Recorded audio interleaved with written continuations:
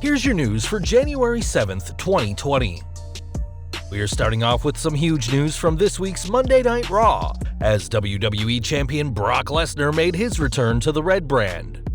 Appearing in Oklahoma City alongside Paul Heyman, Lesnar's advocate said that there is no one worthy of facing the Beast for the title at this month's Royal Rumble, so Lesnar has inserted himself in the Men's Rumble match. Not only that, but Lesnar has chosen to enter at the dreaded number 1 slot, meaning that the Beast, who has had plenty of short matches in the past, will have to go the distance if he hopes to win. A victory for the Beast at the Rumble would give him a shot at the Fiend's Universal title at WrestleMania, as it seems Lesnar is hoping to make history, being the first man to hold both belts simultaneously. From one champion to two more now, as this week's edition of Monday Night Raw also saw tensions boil over between Raw Women's Champion Becky Lynch and Women's Tag Team Champion Asuka, mere weeks ahead of their title match for the Man's Gold. In the ring, Lynch spoke about how she had refused to sign a contract with WWE until she had her match with Asuka guaranteed, but was quickly interrupted by the Empress herself. The only woman Lynch has failed to beat. Asuka certainly seemed confident as she sneered at the man in Japanese, but that smug grin quickly vanished when Lynch dropped her with a stiff right. Sending the Kabuki Warrior from the ring, Lynch certainly seems confident, though fans should remember her failed attempts to defeat the Empress on pay-per-view, meaning fans could be looking at Asuka 2 belts at the Royal Rumble. We're next looking at some romance news from WWE, and viewers will be pleased to hear it's not from the Rusev and Lana angle. Instead, we're looking back to WrestleMania 33 where John Cena proposed to Nikki Bella, but after the pair called their Mexican wedding off, it seems both have moved on. Recently, Nikki revealed that she is set to marry Artem Chigvintsev from Dancing with the Stars, and according to The Hollywood Life, Cena is very happy for his ex and her fiancé. They wrote, "He is very happy that she's found someone that treats her so amazingly well. Nikki was an extremely important part of John's life, so it does remind him of what they had, and he is also reminded of his proposal to her at WrestleMania a few years ago, but he has also thought that they have both grown from the relationship and they have both moved on." Another report from Hollywood Life says that Cena and Nikki are, quote, on great terms, and he wants nothing but the best for her in this new relationship. As for the 16-time WWE World Champion, Cena is now with Shea Shariatsada, who he met while shooting his movie Playing with Fire, which is in theaters at this moment. Nikki has previously stated in interviews that she told Cena about any date she went on, but he was not as candid after meeting Shea in Canada. Time will tell where these relationships will go from here, but for now, things seem to be going great, both for the former WWE World Champion and the longest ever reigning Divas Champion as well. Back to Raw now, and though we've already mentioned that Brock Lesnar announced himself for the Royal Rumble, he wasn't the only superstar to make his intentions clear. During the 3-hour show, Drew McIntyre kept his winning streak alive as he crushed No Way Jose, who joins Kurt Hawkins and Zack Ryder as the Scotsman's victims. Post-match, McIntyre declared for the Men's Royal Rumble match, looking to earn the first world title challenge of his WWE career, while also lamenting that he has never held a world title or even had the opportunity to contend for one. It wasn't too long ago that many fans considered McIntyre a guaranteed future world champion, though those same fans also said the same about Braun Strowman, who is still yet to win a singles title on the main roster. As one of the most gifted stars on Raw, McIntyre can easily be considered a dark horse to win the entire match, and it may just be a matter of time before the Scottish psychopath crosses paths with our beastly WWE champion, this time in the main event of WrestleMania 36. One superstar who hasn't been doing as well recently though is Jeff Hardy, who is still dealing with issues stemming from his DUI arrest last year. Hardy will have another hearing about his case on January 13th, and with that in mind, there doesn't seem to be any plans for an in-ring return. PW Insider is reporting that Jeff's contract with WWE will not expire at the same time as his brother Matt, and the report reads, "We are told that WWE has pushed Hardy to address his personal health in the wake of the arrest, and Hardy has been working hard at doing so, which is a great thing." In the past, WWE has added any time missed onto the end of a superstar's contract, often meaning stars stay long after their contracts are supposed to expire. For now, the charismatic Enigma's contract is frozen so he can focus on himself, as it's clear he needs to work out his legal issues while also trying to heal from his damaged knee that has kept him on the shelf. From a wrestler with a past of substance abuse issues to the straight-edge superstar now, as CM Punk has once again denied a return to the ring, this time in a strange way. On Twitter, one fan questioned their followers about whether they'd want to see Punk wrestle Stone Cold Steve Austin in Saudi Arabia, and asked fans who don't want to see the match to like and those who do to retweet. Though the tweet got a fair amount of correspondence, we doubt the fan actually expected Punk to get involved, as he liked the tweet, meaning he doesn't want to be a part of this dream match. We are not clear whether CM Punk doesn't want to face Steve Austin, wrestle in Saudi Arabia, or wrestle at all. Something about the question definitely seemed to cause Punk to speak his mind by clicking a button.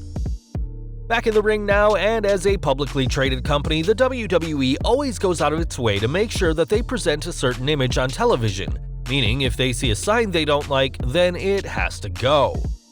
Recently, one fan was able to sneak in a sign that said #83weeks on it, and though the sign didn't mention anyone by name, fans will recognize 83 weeks as the amount of time WCW beat WWE in the Monday Night Wars, and it's also the name of Eric Bischoff's podcast. On Twitter, the fan spoke about how his sign was confiscated, and so was a sign promoting a local indie company in Memphis. He wrote, "He just said, 'Hey, 83 week, I gotta take that sign.' I was like, WTF, you serious?" He was like, "Yep." Guy in front of me had his sign taken as well. All it said was 901 Wrestling. 901 is the Memphis area code. So stupid. WWE has a lot of people watching their shows and they don't want to provide free advertising for anyone. And that rule apparently extends to mentioning projects that involve the disgraced former SmackDown executive director. Back to the ring now, and ever since his wife revealed her affair with Bobby Lashley, fans have come to learn a lot about Rusev. One tidbit of information fans recently picked up about the Bulgarian Brute is that he is a patient man, as he waited inside their wedding cake to attack the Destroyer last week. While speaking to Booker T's Hall of Fame podcast, Rusev revealed that he was in that oversized wedding cake for half an hour, but it was worth the wait as the final Raw of the previous decade ended in a huge way. He said, "I was in that cake for about 30 minutes. I kind of ribbed myself because as soon as I got in, 5 minutes later I was drenched in sweat.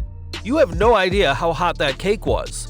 If I was back to 310 pounds, it would have been impossible to fit in that cake. Call it fate or whatever you want that I was able to lose that weight, so now I was able to fit in. When I was able to get in there is a tricky question because the lady who made it is a huge Rusev Day fan. Thanks to her and her helpers, they were able to sneak me in when the timing was right. That's what happens when you're a Rusev Day fan. We find ways to help each other. The cake was in 2 parts. There was no way anyone was going to have a bigger cake than Lana.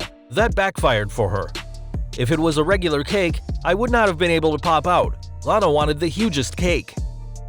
With 2019 behind him, Rusev will now look to 2020 as WWE attempts to put all of the pieces together that were strewn all over the Raw stage last week. Who knows when the former United States champion will need to hide for an extended period of time next, but hopefully if it happens again, he will be more comfortable. After last week's wedding, Bobby Lashley and Lana were not in a good mood on Raw this week, and though the pair did tie the knot in a much quieter ceremony this week, the couple's proverbial honeymoon isn't getting off to a great start. Interrupting the happy couple via satellite, Rusev gave them the gift of a wedding album that featured last week's humiliating situation that left his ex-wife in hysterics. To defend his blushing bride, Lashley challenged Rusev to a match next week, and though Rusev accepted, one person who was conspicuous by her absence was Liv Morgan, who made her shocking return last week during the wedding, revealing a relationship between her and the ravishing Russian. In a post-show segment, though, the former Riot Squad member said that Rusev may need someone in his corner next week to cancel out Lana, so fans can expect to see this new side of Morgan back on Raw next week. Another week of Raw meant another Eric Rowan match, as once again, a local talent felt the wrath of the former Wyatt family member. This week, it was KJ Orso's time to feel the pain, and though Rowan handily defeated him, the former SmackDown Tag Team Champion seemed more open to showing other people what he's been carrying in his pen for the last few months. After showing Mojo Rawley backstage, an act that left the Andre the Giant Battle Royal winner shaken, Rowan also showed Urso, which similarly caused a shock reaction from him and also left the enhancement talent covered in a strange red liquid. Whatever's in that pen is still anybody's guess, but it looks like we're getting closer and closer to the day where we finally find out. This week's show also saw not one but two title matches open up the new year, as Andrade defeated Rey Mysterio to retain the United States Gold. Later on in the night, the Viking Raiders were able to retain their Raw Tag Team titles against both the Street Profits and the OC, though Gallows and Anderson's pal AJ Styles had much better luck. Facing off against Akira Tozawa, the Phenomenal One channeled his inner Apex Predator, hitting a middle rope DDT and an impressive RKO to end the match, as well as send a message to Randy Orton, who he'll face next week. After Charlotte Flair defeated Sarah Logan en route to being in the Women's Royal Rumble, and Aleister Black defeated Shelton Benjamin only to be attacked by Buddy Murphy after the bell, it was time for a huge six-man tag main event. After weeks of being assaulted by Seth Rollins and the Authors of Pain, Kevin Owens and Samoa Joe were hungry for revenge and promised a big surprise as their mystery partner for that match. The big surprise ended up being The Big Show, who made his return to the ring after over a year away. Perhaps realizing the monumental task on his hands, Rollins chose to take the DQ loss after hitting Show with a chair, though it would be Owens, Joe, and Show who would have the last laugh, as the world's largest athlete downed the Architect with a KO punch post-match. Despite Show's last match taking place on the November 20th, 2018 edition of SmackDown, the 7-footer didn't show any signs of ring rust, and we can't help but wonder what'll happen next for the former world champion as the road to WrestleMania draws near.